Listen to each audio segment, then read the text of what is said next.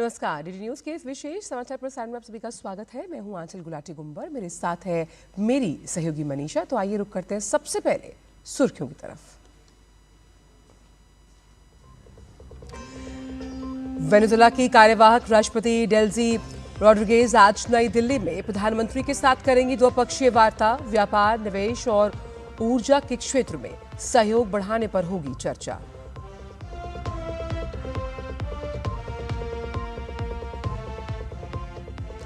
केंद्रीय गृह मंत्री अमित शाह मेघालय दौरे पर आज शिलांग में उत्तर पूर्वी परिषद के 73वें पूर्ण सत्र की करेंगे अध्यक्षता। विभिन्न विकास परियोजनाओं की प्रगति की भी करेंगे समीक्षा।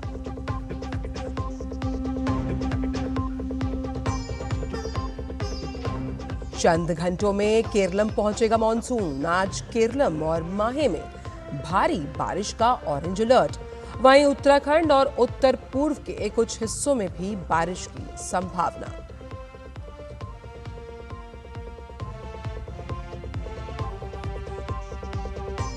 अमेरिकी संसद से ट्रंप को बड़ा झटका।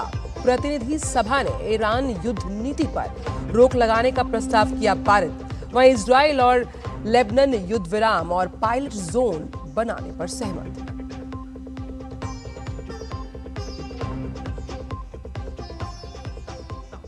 खेल की खबरों में अहमदाबाद में आज से विश्व योगासन चैंपियनशिप का आगाज। दुनिया भर के प्रतिभागी दिखाएंगे दम। प्रधानमंत्री शाम 6:30 बजे वर्चुअली करेंगे संबोधित।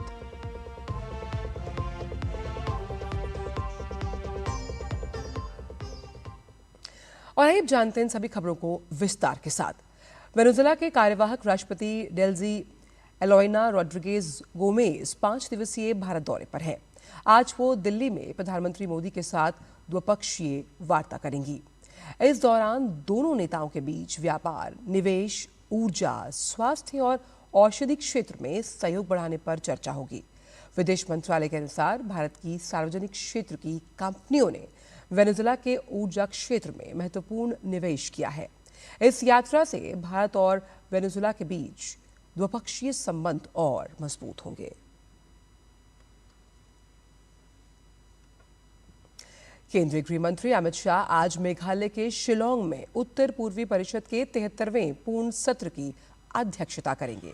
बैठक में पूर्वोत्तर क्षेत्र के विकास से जुड़े विभिन्न मुद्दों और परियोजनाओं की प्रगति की समीक्षा की जाएगी। बैठक में पर्यटन, कृषि और बागवानी, निवेश, खेल, बुनियादी ढांचा, संपर्क सुविधा और हस्तशिल्प जैसे क्षेत्रों पर चर्चा होनी है। इसके साथ ही पूर्वोत्तर क्षेत्र के समग्र विकास के लिए तैयार किए जा रहे नॉर्थ ईस्ट विजन प्लान 2047 पर भी विचार विमर्श किया जाएगा।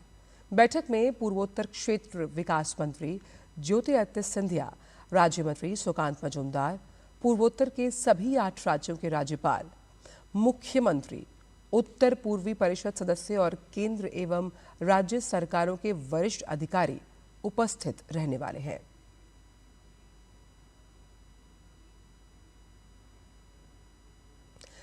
अड़तालीस साल का इंतजार और 3 पीढ़ियों का दर्द। जी हां, आज यूपी का संबल इलाका फिर से सुर्खियों में है। 1978 में दंगे हुए थे यहां। इससे पीड़ित एक परिवार को आज इंसाफ मिलने जा रहा है।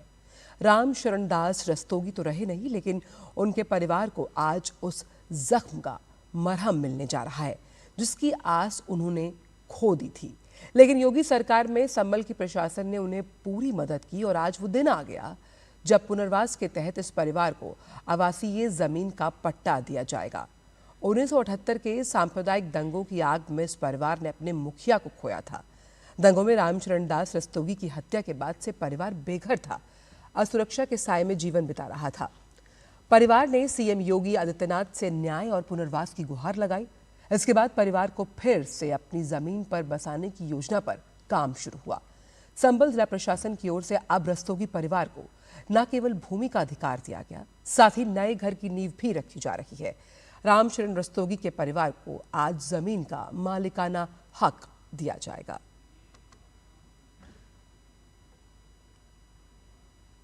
और अब बात सीबीएसई की, जिसने बताया कि उसके ऑनलाइन पोर्टल पर बुधवार रात 9:30 बजे तक सत्यापन और पुनर्मूल्यांकन के लिए 56,000 से ज्यादा आवेदन प्राप्त हुए। बुधवार दोपहर वेबसाइट पर हुए 3 मिलियन पैकेट से ज्यादा डिनायल ऑफ सर्विस अटैक को सफलतापूर्वक विफल कर दिया गया। सीबीएसई ने बताया, हमारी तकनीकी टीमें लगातार प्रदर्शन की निगरानी कर रही है और छात्रों को बेहतर, तेज और निर्बाध अनुभव प्रदान करने के लिए सुधार कर रही है। भारतीय मौसम विभाग ने आज केरलम और माहे में भारी बारिश का ऑरेंज अलर्ट जारी किया। उत्तराखंड, उत्तर पूर्वी भारत के कुछ हिस्सों में भी बारिश की संभावना है। पश्चिम बंगाल, कर्नाटक, कोंकण, तमिलनाडु, पुडुचेरी, कराईकल, अंडमान और निकोबार द्वीप समूह और लक्षद्वीप में भी अगले 2 दिनों में भारी बारिश हो सकती है। इसके साथ ही आईएमडी ने पूर्वी राजस्थान, हिमाचल प्रदेश, मध्य प्रदेश, जम्मू कश्मीर, लद्दाख, गिलगिट बाल्टिस्तान, मुजफ्फराबाद में ओलावृष्टि के साथ गरज चमक की भविष्यवाणी की है। मौसम विभाग के मुताबिक आज दिल्ली में आंशिक रूप से बादल छाए रहेंगे।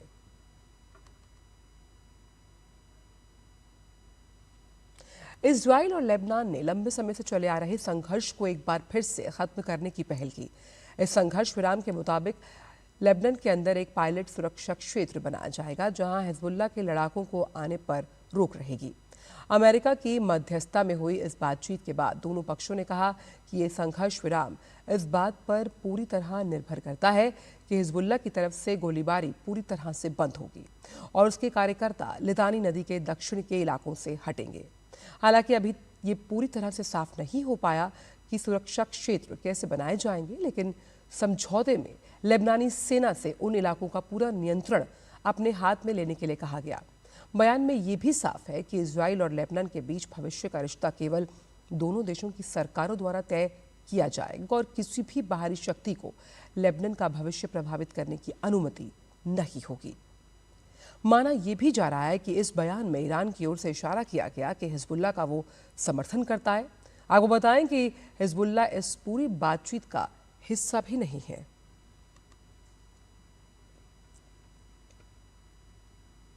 अमेरिकी राष्ट्रपति ट्रंप ने दावा किया कि ईरान के साथ परमाणु कार्यक्रम को लेकर जारी वार्ता में अच्छी प्रगति हो रही है और आने वाले कुछ दिनों में समझौता हो पाएगा।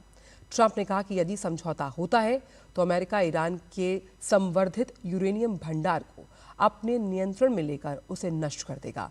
उन्होंने ये भी कहा कि अमेरिका ईरान वार्ता को क्षेत्रीय तनावों से अलग रखते हुए कूटनीतिक समाधान की दिशा में प्रयास कर रहा है, जिसमें इजराइल और हिजबुल्लाह से जुड़ी दुश्मनी भी शामिल है। खबरें खेल जगत से। अहमदाबाद में आज से विश्व योगासन खेल चैंपियनशिप 2026 का शुभारंभ हो रहा है, जो योग को और प्रतिस्पर्धी खेल के रूप में वैश्विक पहचान दिलाने की दिशा में एक बड़ा कदम है। इस प्रतिष्ठित चैंपियनशिप में 60 से अधिक देशों के 400 से ज्यादा खिलाड़ी हिस्सा ले रहे हैं। यह आयोजन योगासन को भविष्य में ओलंपिक खेलों के ढांचे में शामिल करने की दिशा में एक महत्वपूर्ण मील का पत्थर माना जा रहा है। प्रधानमंत्री नरेंद्र मोदी आज शाम 6:40 पर वर्चुअल माध्यम से इस कार्यक्रम में जुड़कर प्रतिभागियों को संबोधित करेंगे। विश्व योगासन चैंपियनशिप के पहले संस्करण में अमेरिका, घाना, कीनिया, मलेशिया, श्रीलंका, उज्बेकिस्तान सहित दुनिया के कई देशों के खिलाड़ी भाग ले रहे हैं। मेजबान भारत 122 सदस्यीय दल के साथ प्रतियोगिता में उतर रहा है। भारतीय खिलाड़ी 6 अलग अलग आयु वर्गों में अपनी चुनौती पेश करेंगे और इस ऐतिहासिक आयोजन के जरिए भारत योग की वैश्विक विरासत को नई ऊंचाइयों तक पहुंचाने का प्रयास कर रहा है। इंडोनेशिया ओपन बैडमिंटन टूर्नामेंट में आज भारतीय खिलाड़ियों के सामने बड़ी चुनौती है, जहां निगाहें खास तौर पर सिंधु और आयुष शेट्टी के प्रदर्शन पर होंगी। महिला और पुरुष एकल के साथ साथ पुरुष युगल में भी भारतीय शटलर प्री क्वार्टर फाइनल में अपनी दावेदारी पेश करेंगे। 2 बार की ओलंपिक पदक विजेता PV Sindhu pre quarter final में दुनिया की नंबर 1 खिलाड़ी आन से यंग से भिड़ेंगी। सिंधु ने पहले दौर में थाईलैंड की बुसानन को हराकर अंतिम 16 में जगह बनाई। अब उनके सामने मौजूदा विश्व नंबर 1 आन से योंग की कड़ी चुनौती होगी। पुरुष एकल में युवा भारतीय खिलाड़ी आयुष शेट्टी शानदार फॉर्म में है। पहले दौर में चीन के वैंग होंग यांग को हराकर बड़ा उलटफेर किया था। अब प्री क्वार्टर फाइनल में उनका मुकाबला हांगकांग के ली चियुक यूयू से है। वहीं पुरुष डबल्स में अर्जुन मदथिल रामचंद्रन और हरिहरन की भारतीय जोड़ी मलेशियाई जोड़ी के खिलाफ कोर्ट पर उतरने वाली है। भारतीय प्रशंसकों को उम्मीद होगी कि सभी खिलाड़ी जीत दर्ज कर क्वार्टर फाइनल में जगह पक्की कर लें। साल के दूसरे ग्रैंड स्लैम फ्रेंच ओपन में उलटफेर का सिलसिला लगातार जारी है। महिला एकल में शीर्ष वरीयता प्राप्त एरिना सबालेंका भी उलटफेर का शिकार हुई। सबालेंका को क्वार्टर फाइनल में डायना श्नाइडर के खिलाफ हार का सामना करना पड़ा। सबालेंका मैच में पूरी तरह नियंत्रण में दिख रही थी और पहले सेट जीतने के बाद दूसरे सेट में 4-1 की बढ़त बना चुकी थी, लेकिन इसके बाद मैच का रुख बदल गया। अपने पहले ग्रैंड स्लैम क्वार्टर फाइनल में खेल रही श्नाइडर ने जबरदस्त संघर्ष दिखाते हुए अंतिम 13 में से 12 गेम जीत के लिए और ऐतिहासिक जीत दर्ज की। पिछले साल फ्रेंच ओपन में उप विजेता रही सबालेंका इस बार महिला वर्ग की सबसे बड़ी दावेदार मानी जा रही थी। महिला ड्रॉ में वो एकमात्र ग्रैंड स्लैम चैंपियन बची थी, लेकिन तेज हवाओं और लगातार गलतियों ने उनके खेल को बिगाड़ा। उन्होंने मैच में 57 अनफोर्स्ड एरर किए, जिसका श्नाइडर ने पूरा फायदा उठाया। श्नाइडर ने मुकाबले को 3-6, 7-5, 6-0 से अपने नाम कर सेमीफाइनल में प्रवेश किया। सेमीफाइनल में श्नाइडर का सामना पोलैंड की क्वालिफायर माजा च्वालिंस्का से है।